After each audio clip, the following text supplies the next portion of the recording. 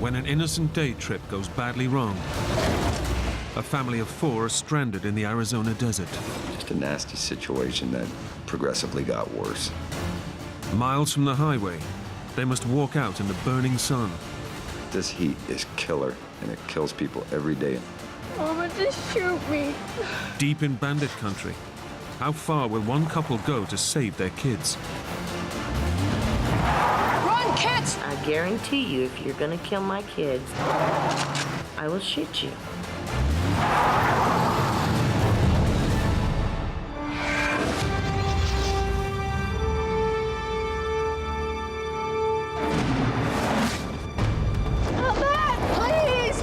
Mama!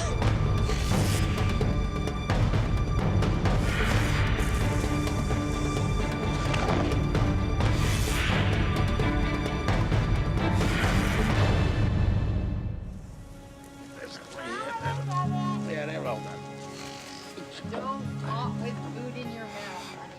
Shelley, her 2 children, and new boyfriend Roger are enjoying an afternoon out in the Arizona desert. My kids both have been raised in the outdoors. Tiffany was attending school, and Michaela had just started kindergarten. This is an extra special trip. Shelley's boyfriend Roger has just moved in and wants to make sure everything runs smoothly. What helped the relationship is because the girls really liked Roger. He was always very, very kind to me. Come on, let me get you a nap. Tiffany, at 9 years old, was always reaching for a father figure. I was like, okay, I guess we're gonna try to make this work because the kids really like you. You seem like a good dad. There you go. Oh, boy, oh, boy. Okay, that's it. The girls are my life, and they have always been my life. And I would do anything for them. It's a good break to get out in the desert, and it's close enough. You can grab a couple packs of hot dogs and some buns, and we're good to go. The family have driven from their home 40 miles away. Okay. For Roger, it's new territory. But Shelley has been coming to this area since she was a child. Coming from a family that didn't have a lot of money, the entertainment that we would do as a family is go out in the desert. The Arizona desert is a vast wilderness, covering 120,000 square miles. It's known as one of the world's harshest environments. But for Shelley and the kids, aged 9 and 5, it's a perfect place to take part in one of their favorite activities. It's always fun. Every time we go out, it's fun. Shelley is curious to know how her new boyfriend will get on. Roger was the kind of guy that worked in an office, in air conditioning. And if things needed done at his house, he would have somebody come over and do it. Pull.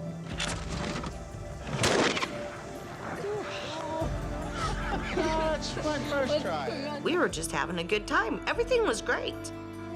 The day's gone well, but by 4 o'clock, Shelley wants to make sure they get home before dark. At night, the desert becomes a sinister place. You don't know who you're gonna run into. There's a lot of illegal trafficking. Shelley's worried about dangers from the nearby Mexican border. Violent gangs patrol the area, threatening anyone in their way.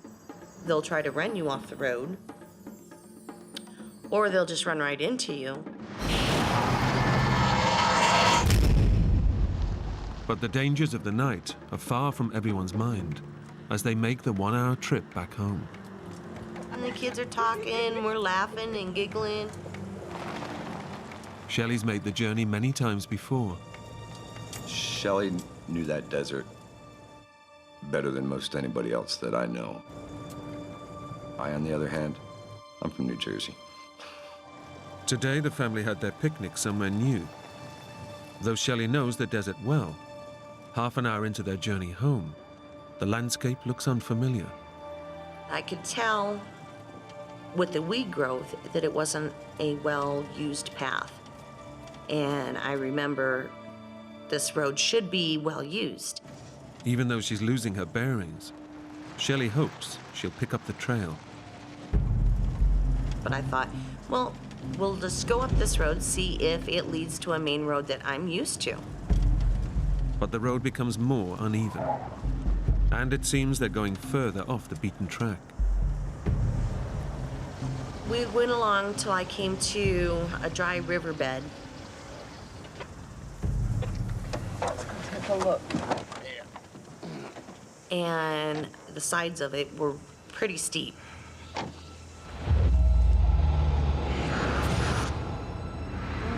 I don't think we can make it.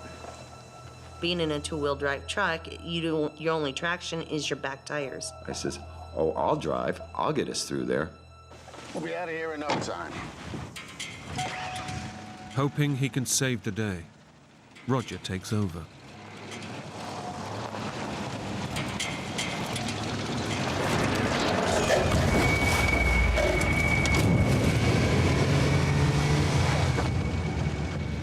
The bumper got hung up on the downside, leaving the rear wheels off the ground spinning like this. The family truck is ill-equipped for this type of terrain and is now totally stuck in the sand. Girls, get out. Roger has a plan to get them out of trouble. We gotta get some sticks and stones, put them under that wheel, and maybe we'll get some traction and get out of here. I didn't really know what was going on at first. I figured they can get it out. We tried putting more rocks up under the wheels because, keep in mind, the wheels were this high off the ground because the truck was sitting like this. We didn't have shovels, of course. We're just going out to go shooting, right? No,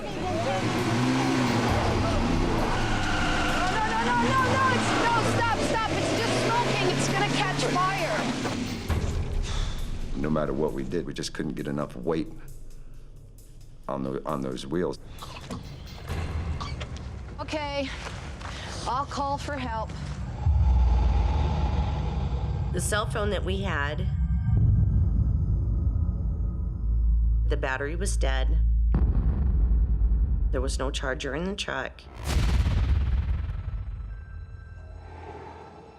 I should have just stuck to my decision and says, no, we're gonna turn around here. We're not even gonna try this. I'd gotten an earful more in that first hour than most people would generally get in a year of being newlyweds. I'm sorry. We had enough provisions on that particular day for one day. With the vehicle stuck and with no way of contacting anyone, Roger knows there's only one option. We're gonna have to stay the night. Shelley knows just how dire their situation has become. From the time the sun sets to the time that sun rises is very dangerous. I only had one thing on my mind, and that was to get my girls out of that desert.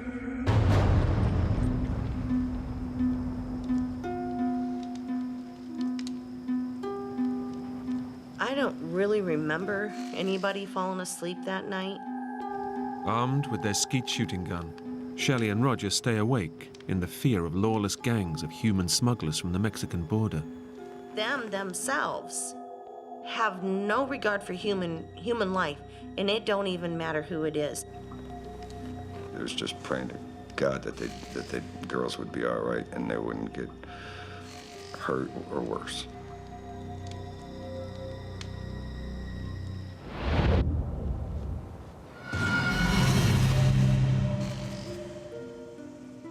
Relieved when the morning arrives without incident, everyone tackles the day with renewed energy.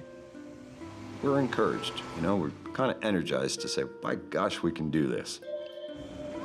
We really thought daylight would help us so that we could see exactly what kind of situation we were in.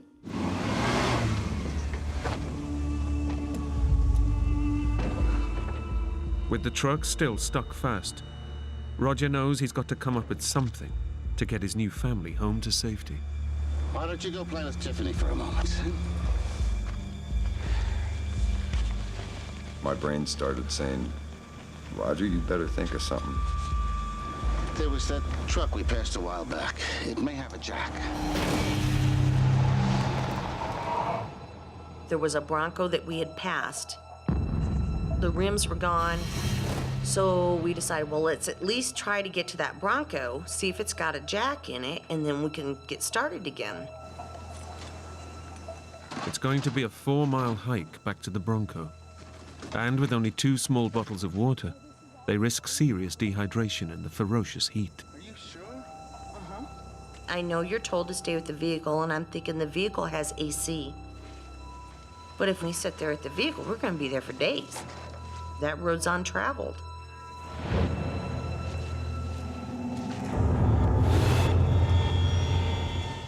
Even at 7 in the morning, the sun is wearing them down. We knew it was going to be hot, real hot. Not what most people in civilized countries are used to. Not your 85, 90 degrees. Try between 115 and 118 degrees. It's particularly tough on the kids. Their lower body weight means they get dehydrated quicker. I want some water now. Oh, honey. Oh, every 20 feet, everybody's sipping water. And I'm noticing that there's only one small sports drink bottle left. Hey, take it easy, Tiff. We gotta make it last.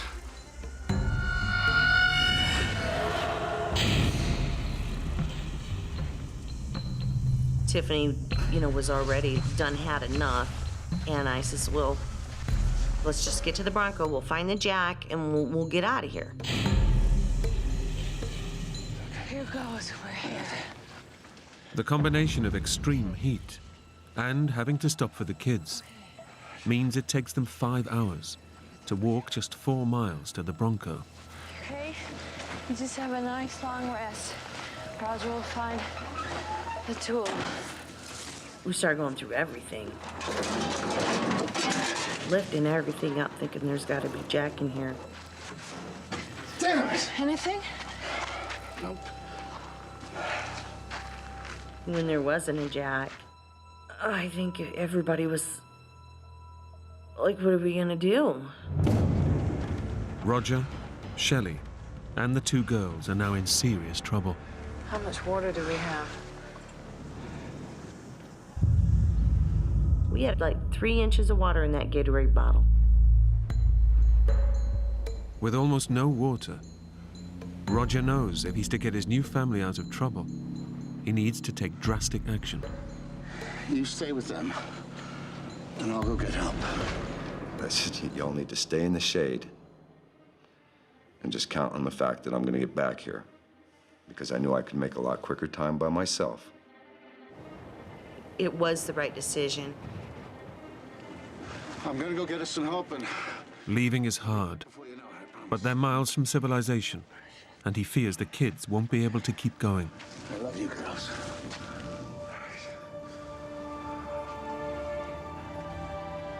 Probably the toughest thing that I've ever done in my whole life. I'll be back before you know it. All right? Give everybody a kiss, and I started on a slow jog, actually. He was feeling very guilty. I mean, when he walked away from us, he almost was running. And I'm thinking, you can't do this in the heat.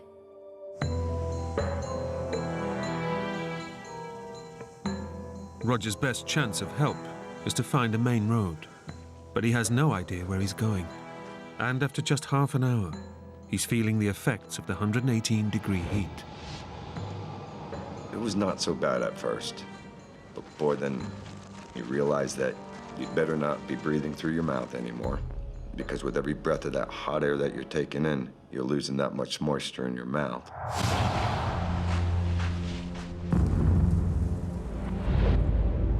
Roger has been following the only path in the vast wilderness of the desert. Now, as he stumbles to a junction, he's faced with a choice.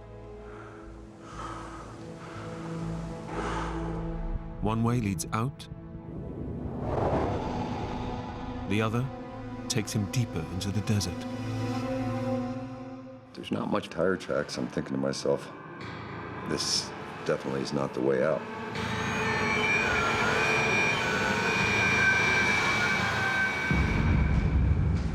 Roger chooses the path with more tracks. With Shelley and the girls depending on him, he can only pray he's made the right decision.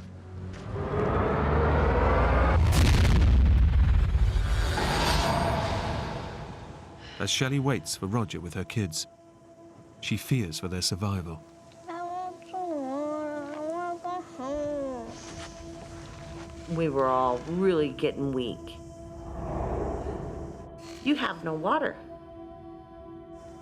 A helpless and almost a hopeless situation.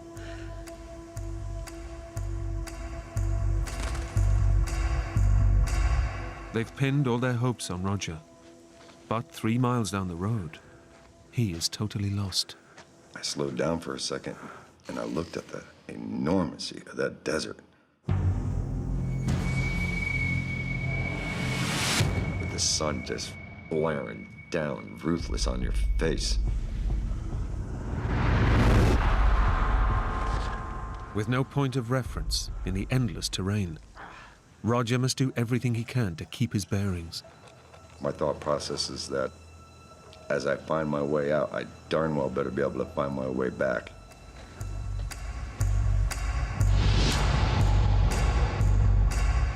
By mid-afternoon, with no sign of Roger, Shelley starts to feel desperate.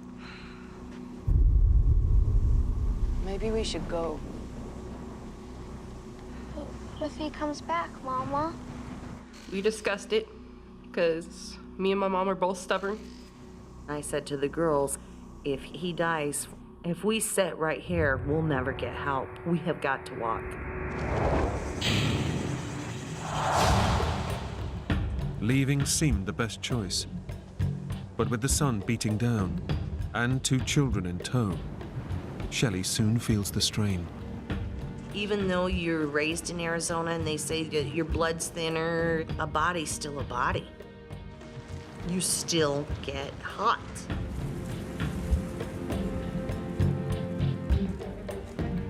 It's kind of like standing next to a fire, but the fire's above your head, and you can feel yourself being burned. And you're running out of complete energy. There's no more energy left. Determined to find help before night falls, Roger has now been walking for 8 hours. The grinding heat and the lack of water is one heck of a combination. You're suffering some serious amount of sunstroke. In these conditions, the average person needs 2 pints of water per hour. But Roger's had none all day. Out of nowhere, he sees something that could save him. I thought there must be something. A cattle trough in the distance could be his lifeline.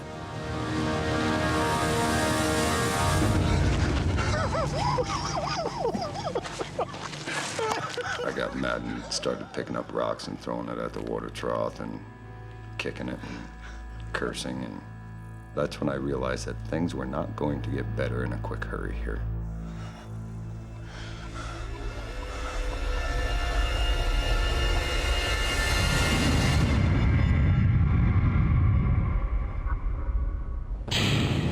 Hours after setting off, Shelley and the kids find it hard to cover any distance in the suffocating heat. Let's go and sit, have a rest. Until now, there's been no sign of Roger. I had noticed Roger had started putting cans and bottles and stuff in the trees. Now they arrive at the same junction Roger passed earlier. But unlike him, Shelley recognizes the landscape. And I'm like, I know these mountains. If we go straight over those mountains, then home's right over that mountain. Shelley realizes that Roger has taken the wrong road, the one that leads deeper into the desert. She doesn't know what to do. Home's that way. But he went to the right, and if he finds help, he's gonna come back the way he walked. Shelley must decide if her kids will survive the trip over the mountains or whether Roger will find help first. Come on. Come on. She gambles on Roger in the hope he succeeds. Our options were not good options. We didn't have a good option in there. As the afternoon draws on, they become more dehydrated. Without water, the body can't flush out poisons or regulate temperature, causing weakness, headaches, and delirium. My head was hurting, and it just hurt to walk. I was so thirsty, my tongue was sticking to the top of my mouth, and I would do anything for water.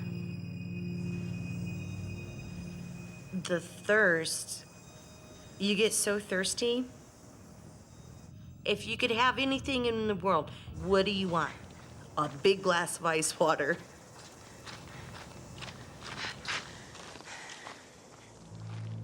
At last, they see something in the barren landscape that could help them. They come across the dumped belongings of illegal immigrants. Find some water. When the illegals get picked up, they have to leave everything they have so they fit more in the truck, I guess. So we're looking and looking for water jugs and every backpack.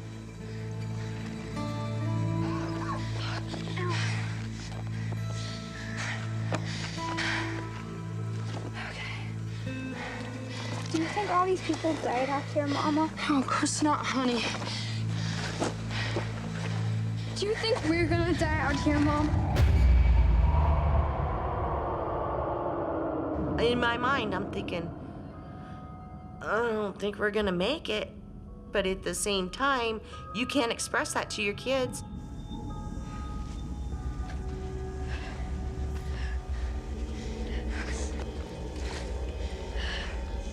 Nothing. To be so close to something that you really are in desperate need of, it's just horrible.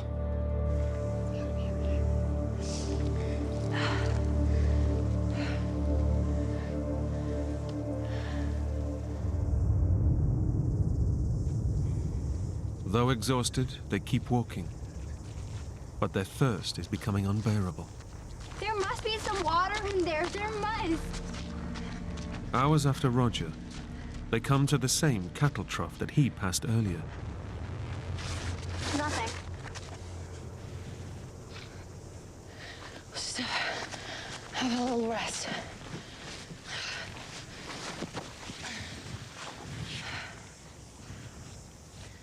I remember my top lip was stuck to my teeth and it kept driving me crazy, so I'd lick my lips. That didn't even work. What about the cactus? Tiffany had suggested that in her class she learned that the roots of cactus hold more water than the actual cactus.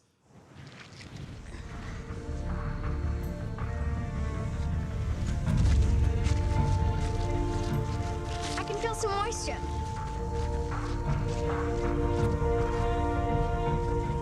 Oh, I don't think so. And you do have moisture underground. But for liquid, no. Though the cactus roots are dry, it gives Shelley a flash of inspiration. I have an idea. I have always heard cactuses hold a lot of water. If I shoot it, I could probably get some liquid out of it and put in this empty Gatorade bottle. Sit back.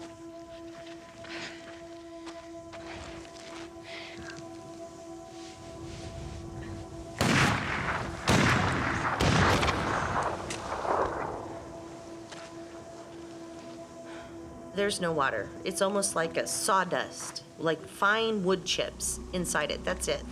There is no liquid whatsoever. Desperation sets in as they face a night in the desert without water. That was it. We were done.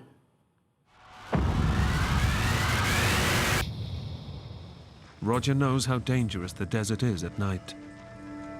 As the day ends, He can only pray for Shelley and the girls. I was having a one-sided conversation with Shelley. Shelley, I'm so sorry. Telling her that I love her and telling the kids that I love them and that they just need to hang on and believe in me and that I wouldn't let them down. You know? And just praying to God that they were still alive. Shelley and the kids are facing their second night in the wilderness. I mean, you're tired. You got dehydration working against you. You've got that you've been up since the night before, and now you're up another night with no sleep. Come on, girls. We're gonna walk. Weak as they are, they need to make the most of the cooler night temperature of 85 degrees. If we didn't make as much progress as we could that night, come the next morning, we weren't making it through the next day. Okay, we'll take a walk, and then we'll rest a bit, okay? As they ready themselves to go, the silence of the desert is broken. Tiffany goes, Mom. Shh, it's a car.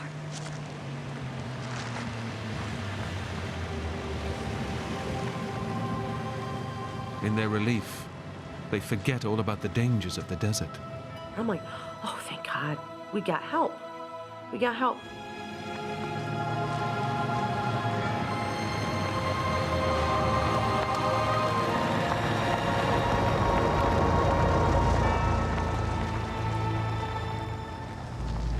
Why didn't it stop?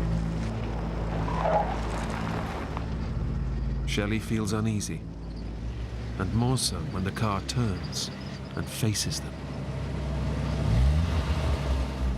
You could hear the engine just make the noise of when somebody has pushed the accelerator to the floor.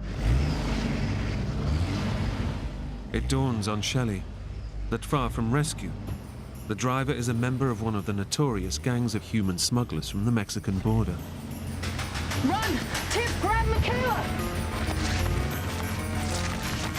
I don't know where this energy came from. I was just running for my life. There was no other thoughts, just, I'm getting out of here. I guarantee you, if you're gonna kill my kids, I will shoot you.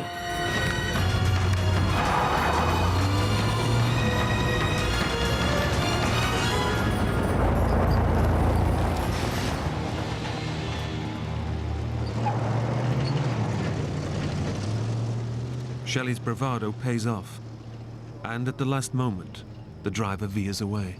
That person did try to kill us. Why did he try and run us over? Come here. No, don't cry. All these things out there that could have attacked us, the mountain lions, rattlesnakes, and the only thing that messed with us was our own race. Not the wildlife, the human race.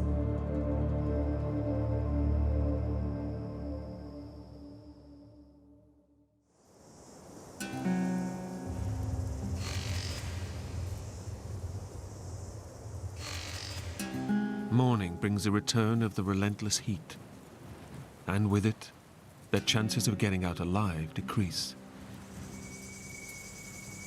I knew we would not make it through the second day. I already knew that. Their only hope of survival now is Roger. But he's struggling as he tries anything to quench his thirst.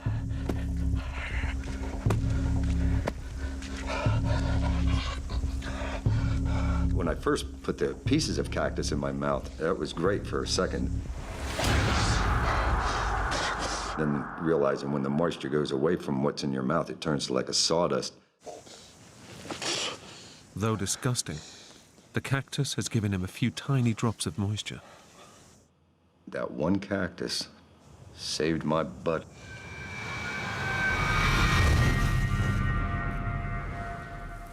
It's been 24 hours now since the girls have had any water, and they too are desperate. We've kind of lost our mind at this point. We're way dehydrated. Mama, can I tell you something weird? What? In our science class, we were told that you can drink your own pee. Really? And I said, oh, That can't be good.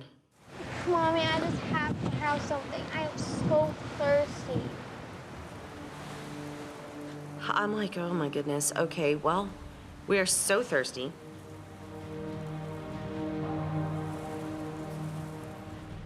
So I end up peeing in this Gatorade jug. They badly need to take on liquids. In these conditions, you can lose up to 10% of your body weight through fluid loss. More than that can be fatal.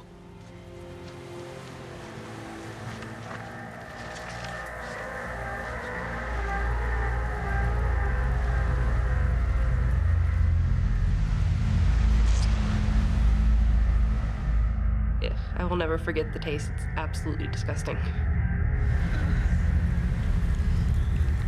And I'm like, okay, I gotta just do it. I gotta do it.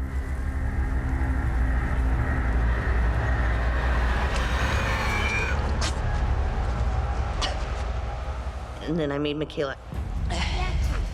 Drink it. Just wet your mouth. It's just so sickening. You can never, ever even imagine to bring yourself to do that.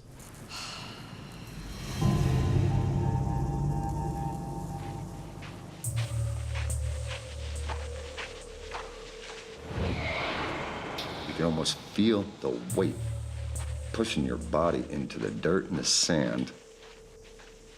And I wouldn't let him down. I had already let him down enough. With no sign of help, Shelley makes a last attempt to get attention by starting a fire. And the sun's getting higher and higher. I'm thinking, where in the world is Roger? He couldn't have made it. I told you I'd come back, girls. Roger? What, Mom? At last, it seems their prayers are answered. Roger's here. I heard him. Really, Mama? Where? Yeah. Roger! We're here! Roger! Roger! Roger!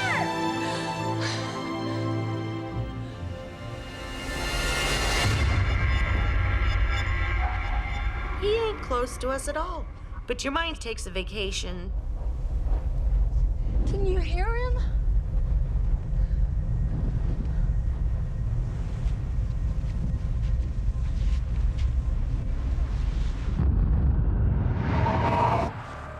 Roger, too, is showing symptoms of advanced dehydration.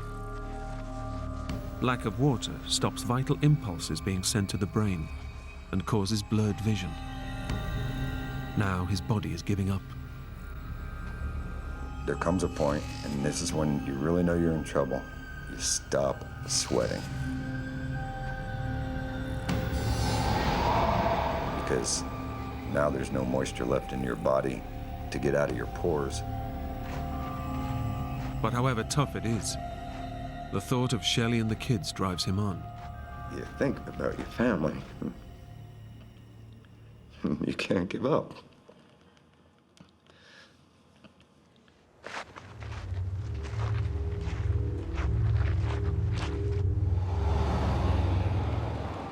At last, Roger's determination seems to have paid off. I saw a vehicle coming right towards me. I knew that at that time of day, that was not going to be a human smuggler. I knew that.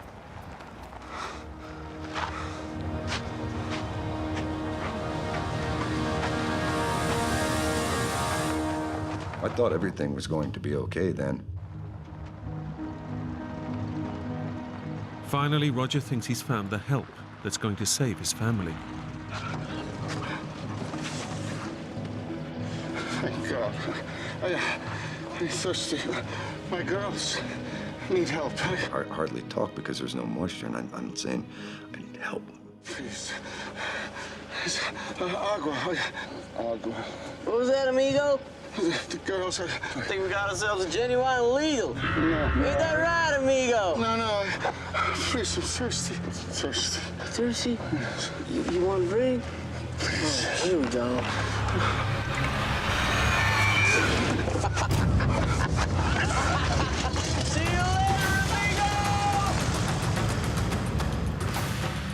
Roger's appearance has changed so drastically that he's mistaken for an illegal immigrant. The most helpless feeling a person could ever have in their life. And I'm like, what else? What else could happen? I knew that Shelley and those kids were running on empty out there.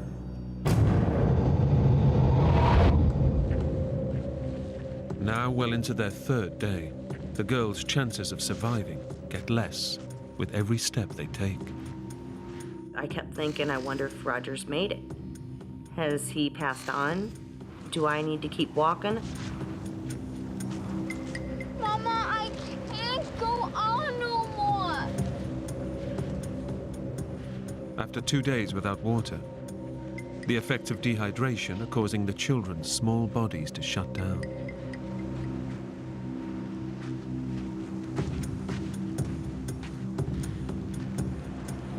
Mama, just shoot me. Just please shoot me, Mama. I really didn't want to live anymore because it was painful. Sonny. As soon as she said that, I mean, my heart just sunk.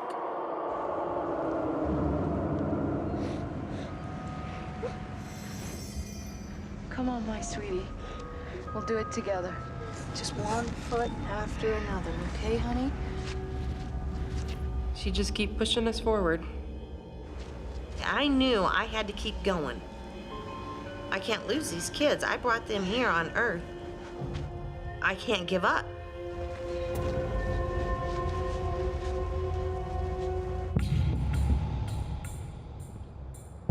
It's taken Roger 2 days to walk just 13 miles in the suffocating heat. Now he's losing his own battle for survival. I didn't have anything left in my tank mentally, I think, at that point. I couldn't feel any pain or anything anymore. Everything was just starting to get like a hot numbness.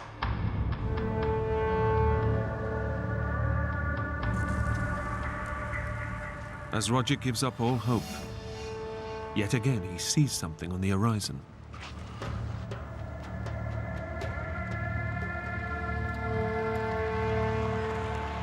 That truck came right up the same exact path that the prior one had come, right at me.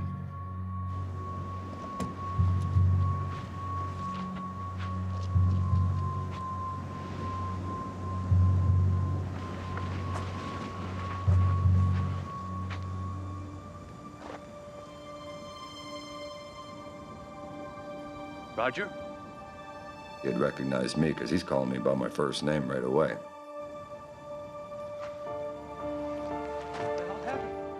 Against all odds, the driver knows Roger. And I realized that he's one of my customers from work. It was pretty cool. But very emotional.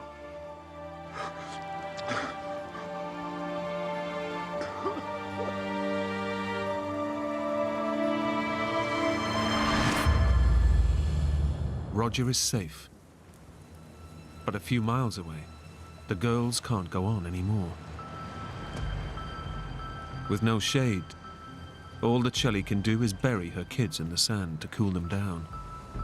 I crawled to her on my stomach, and I'm so weak, and I just start putting dirt on her, and I could never get her covered. She's crying for help, and I can't help her. It's a last desperate attempt to protect them from the heat. But deep down, Shelley knows it's too late. Between the cries out for help and the wanting to be dead, you never will forget.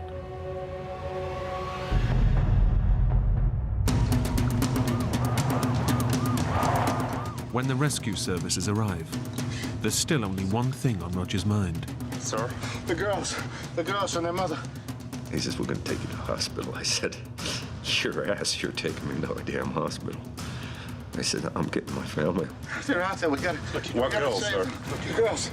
I can show you where they are. Girls. We gotta find them. Can't you go any faster? They drive for hours, but there's no sign of Shelley and the girls in the vast wilderness. I thought their chances were, at that point, probably 50-50 at the best.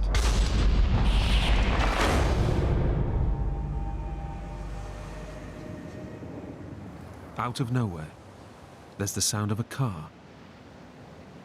Did you hear that?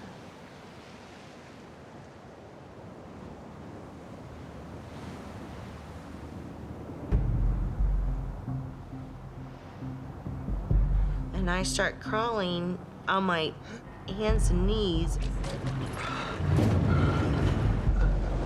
Please, please, please, where? With as dry of a mouth as I have, you're dehydrated, you're weak, and yelling for all you're worth.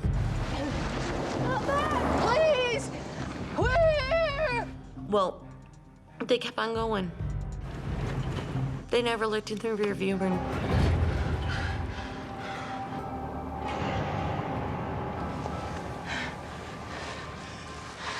I was just so dehydrated, I could barely move myself.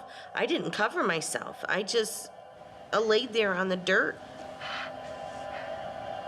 They're definitely looking for us. And they're gonna come back. We just gotta hang in there. And there was silence. It's like the bell has rung. This is your last day.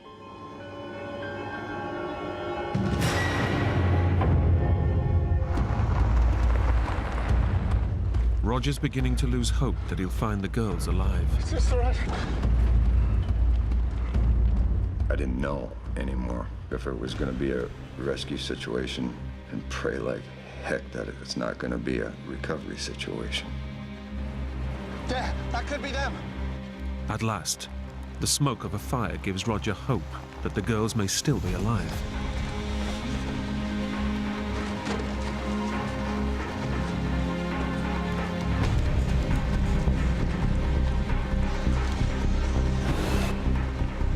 There, that's their footprints. I recognize them. Clear as day, I could tell that they were from the girls because Tiffany and Michaela were wearing these sandals that had little circles for the tread. So now I'm really encouraged. A full rescue team is mobilized, but they're almost out of time.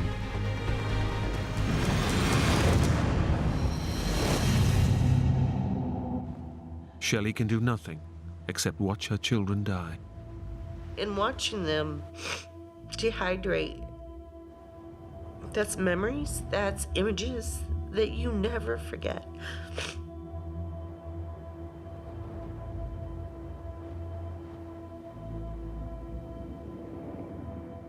Just as she's given up all hope, she hears a vehicle.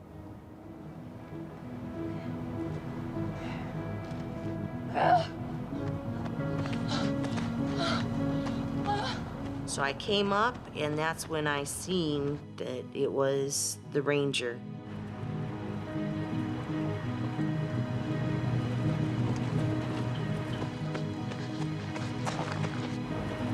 We got help!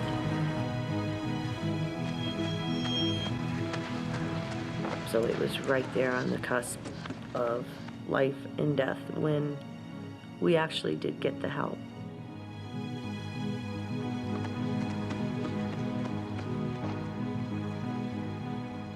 It was like having the weight of the world taken off your shoulders.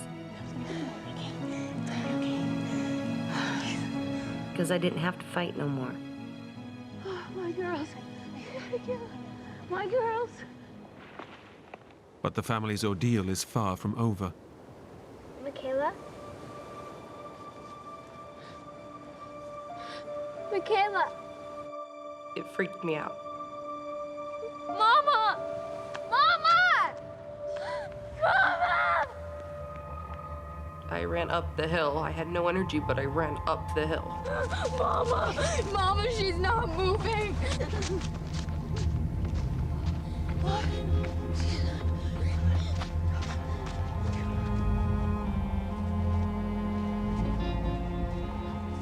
I thought, well, in the midst of trying to find somebody to help us, she'd passed away. You go from so excited, we're saved, and then thinking, I didn't do it in time.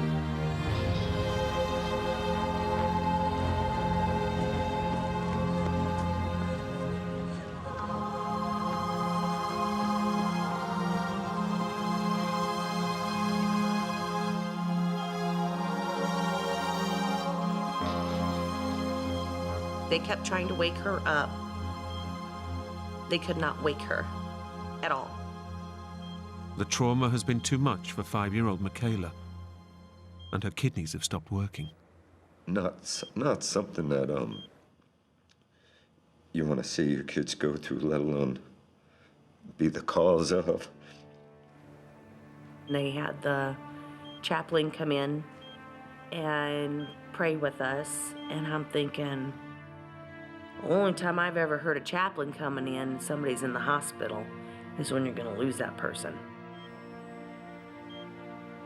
I didn't want to lose my sister. She's very important to me.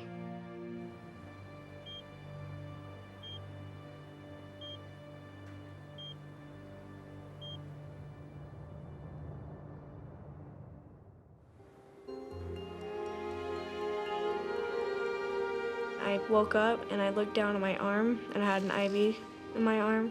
And I remember looking to the side of me and seeing my mom. I was so happy that everybody was alive. They say a human can only last out in that desert 8 hours without water. Now, we lasted a lot longer than that. And a lot of that comes from my love for them and the pure drive to survive.